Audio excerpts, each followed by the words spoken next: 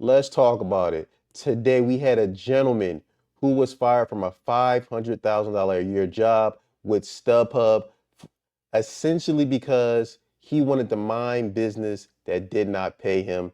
Let's get into the clip. I was fired from my $500,000 a year job as a software engineer working at StubHub.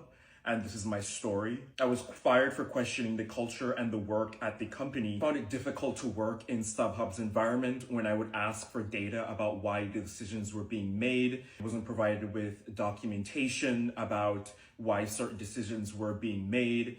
And then I was told, well, do I need to know everything? I can't know everything that's going on at the company. Director.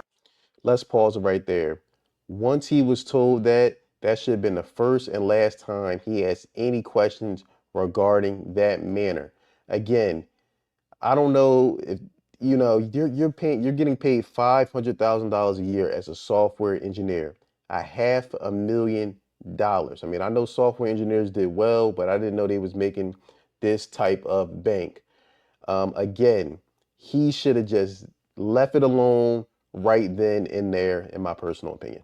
Also said I could switch teams, which is how I ended up meeting with a data team that manages the data coming into StubHub. When I met with an engineer on the team, we started discussing some of the data, and in particular, I had a question because there was something being brought up about mismatches between events. Essentially, my question was, is it possible for someone to sell a ticket but the event is not actually happening there? And the engineer said that they didn't know. I also met with the manager of the data team, and I had several questions around how they were handling ticket data, whether or not they were using machine learning models to try to help identify scammers or fake tickets, instead of relying on agents, which could provide an inconsistent customer experience. In addition to this, I asked more. Again, you can see that this is a prime example of why sometimes when they do hiring in corporate America, it's not always about just hiring the most technically skilled person, but also hiring a person that's going to be a good cultural fit with others at the company and match the whole cultural environment. You can see here this brother is clearly overstepping bounds, even though he's been told earlier, look, you don't need to know everything that's going on in the company. Essentially, the guy was telling him, just do your job. That's all you need to worry about. You're getting paid very well. You're getting compensated $500,000 a year. And this man wants to be part of like the ethics team instead of just focusing on what he's being paid to do and go home. Again, this is just another example, like we seen in the other. Well, no, I can't even say that this is another example because that other guy went on TikTok and had a whole white collar plantation series on his page. This is a little bit different here, but again, all he had to do was mind his own business. He would still be employed today and still making over $500,000 a year. Consumer protection questions and related to what about the event of a large fake ticket selling scheme. The manager did not answer my question. And he was like, why are you asking these questions? I also asked questions related to the responsibility if, a seller tries to sell a ticket that they don't have. And in response, the manager said, well, it's basically the seller's responsibility and it's not necessarily the company's responsibility. I wasn't the only one that had concerns over consumer protections. I attended an all hands meeting where employees were concerned about Reddit comments and the negative company perception. I noticed a lot of Reddit comments where people were complaining about being scammed. I noticed a lot of comments where people would, try to get a ticket for an event, have booked like flights and hotels, and ended up not actually getting the ticket transferred to them in time. Or StubHub tries to mediate the situation and gives them an alternate ticket, but that ticket is nowhere comparable to the ticket that the consumer actually wanted. A few days later, after I had asked questions about these consumer protection related things, I was fired from the company, again, with the reason being that I had been questioning the culture and work at the company and that I had wanted to switch teams. Me wanting to switch teams was incurred by my manager and the director about finding a good team fit for me.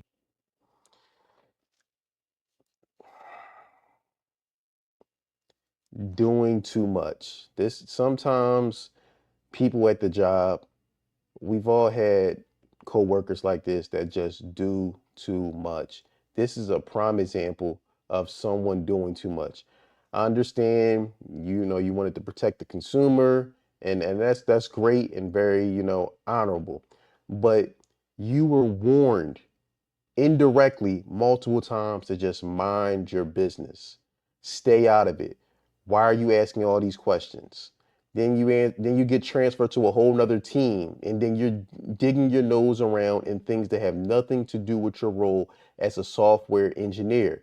All you had to do was what the assigned task you were being paid for, not to go off in these ethical dilemmas and get wrapped around and asking people questions that they probably didn't have the answer to, and ultimately making it a very uncomfortable environment.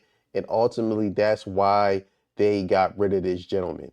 Again, you were there to be a software engineer, not a part of the ethics committee. It's sad. I mean, when you see these brothers, just like the other gentleman who had a 200K a year fintech job, they get in position, they making good money, they got everything you could probably want from a career standpoint, and then they do something like that's so stupid to fumble the bag. In the one case, you had a gentleman who had a TikTok, and then he had a series entitled White Collar Plantation, and he was surprised that he got fired and let go from his job. Then you have this gentleman here who lost a $500,000 a year job because he wanted to be an ethics cheerleader. I mean, I just don't get it. Go to work, do what you have to do, and go home. Um, Again, let's go to his TikTok page, because I also noticed another correlation between this gentleman and the other gentleman. I did a story a few days ago on with the fintech company who lost his job. He has about 40,000 followers on TikTok, a little under a million views. He's a software engineer. He's into fashion and lifestyle. He's in NYC as well. Um, when I did a little bit of scrolling on his page, immediately, some things jumped out at me. And you got this video right here.